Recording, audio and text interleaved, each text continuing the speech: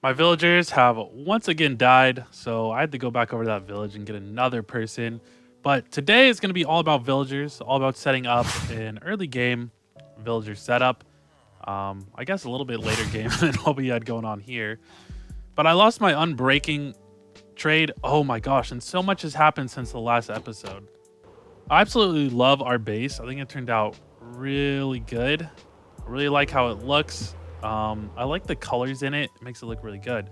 So what happened off camera was I spent a whole day on this last Saturday live streaming. So if you were there, thank you so much. If you weren't, definitely check out the live streams I do. I'm going to start doing them only on Twitch instead of here on YouTube. So definitely go follow me on Twitch. I probably have the link down to my Twitch in the description. But what we did was we upgraded the skeleton grinder downstairs just to make it a little bit more optimized. And then we got a ton of really good gear. So that was really cool. But then I ended up dying. I went to, I continued the live stream and I went to go get wither skeleton heads. I didn't find any wither skeleton heads and I ended up dying somewhere where I had no idea where I was. And then I ended up dying 5 more times in a row. So I lost all of my good gear. So we're back to scratch. And then that made me realize we need some infrastructure set in place so that when we die, we can get all of our good gear back a lot easier. And we can get all the enchanted books that we need to get back to where we were a lot easier. And I've come to the conclusion that the best way to do that is with villagers. So I'm going to set up a villager breeder and a villager trading hall in this episode.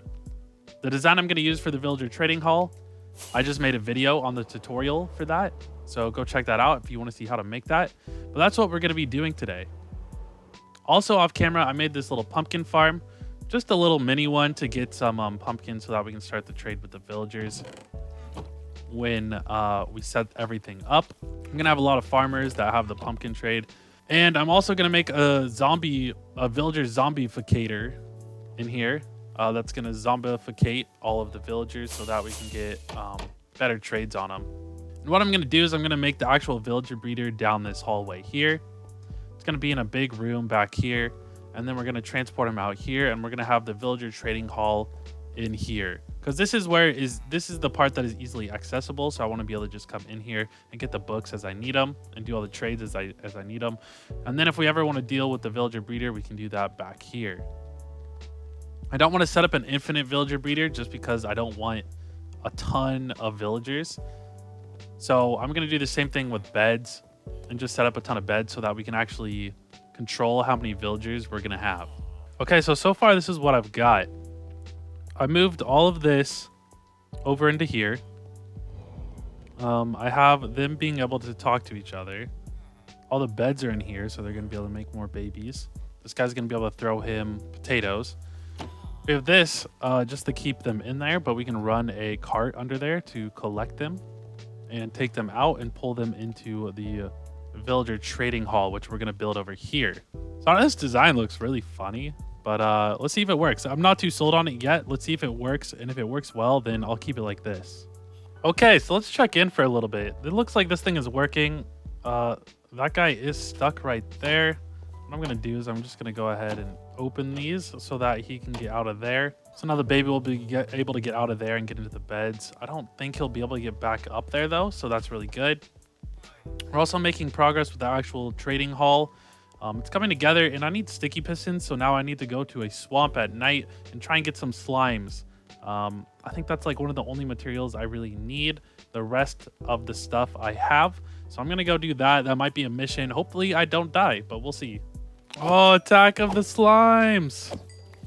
I see some balls, though. That's good. Give me your balls. I want your little slimy balls. Tonight was the perfect night to come because there's actually like half a moon, and it's not like an empty moon. The slimes don't even spawn in swamps when there's no moon. All right, I think we got enough. We got 35, so that's a good amount. So let's get out of here. Okay, so that was successful. We got our slime now, so now let's go ahead and continue building this thing. I think I'm going to do a little bit of it in a time lapse just because I like the last time lapse I did so much. So I hope you enjoy it. So I took the time lapse, and it was about a 7 or 8 hour time lapse, so it was going to be really cool. But then I tried to save it, and something happened with the replay mod that I don't understand. So I still need to figure that out. Maybe I just didn't have enough computing power, but hopefully we just don't have this issue in the future. So I'm in the middle of doing all this villager stuff, and I noticed these signs. And it looks like DK enjoyed the water slide over there so much that he actually hid gold in our lawn. And I actually saw some of the gold right here, but this is honestly so perfect because we need so much gold for all the apples we're gonna need to turn the zombie villagers back in the villagers. And I think there's more. He told me that they were like scattered around in the lawn. So I may have to come back and find a lot of them. So if I do come back and find some, I'll be sure to have that on camera. All right, let's see if this thing works. Oh, he didn't smack him enough. It's because he was looking at me. Oh. Oh. Oh, yeah, that did not work well. Yeah, I'm just going to dip out right here real quick. See if I can get this guy in a cart. What happens if I just push him through again? Oh my gosh, they're just wailing on me. I'm just gonna heal this guy like this. Nice. This thing has come along really well. And I'm excited to get all of these guys in here. The ones that I need still are, I really want a looting trade from these guys. I also really want a feather falling forward trade. But I also need to get some farmers in here. A lot of these are really cheap in themselves, so maybe we try and get all the trades that we're actually going to be making emeralds from over here. So to start off, I think some basic farms like the pumpkin and the melon guy in here, so farmers in here. When we get an iron farm up, then we can get like the guys who actually trade iron for emeralds in here. I have no idea what's going to happen when this guy heals. I think he's going to phase out of the minecart, so I'm gonna be ready to put another one down and try and catch him. Yeah, see, he phased. Oh, there we go. That actually worked perfectly. So now when we switch this lever, give him a little nudge, send him on his way. He's now up here. And he should find one of these blocks. So he went into that one, that's fine. I want this guy to be a farmer, so I'm gonna make another composter and put that in front of him. What? How did he get in here? All right, let's see if we can get this guy back where he's supposed to be. Oh, he just popped back in there. That's so nice. That was so easy. Look, I set this up back here so we could just lure him back in here. This is how I got him in there in the first place. I have to be careful. I gotta make sure that maybe I should make that a button instead of a lever so that it turns off after a while so that the minecart doesn't end up back over this way. Wow, that was a close call. Let's go ahead and try another one. See if either of these guys will get in. Can I push them in? Yeah, there we go. All right, goodbye. Let's see if this one works better. So he comes out of the cart. Oh, that one worked so perfectly. That worked so perfectly. Okay, so the second guy is now done. So if we press this button, he should launch up there and come out.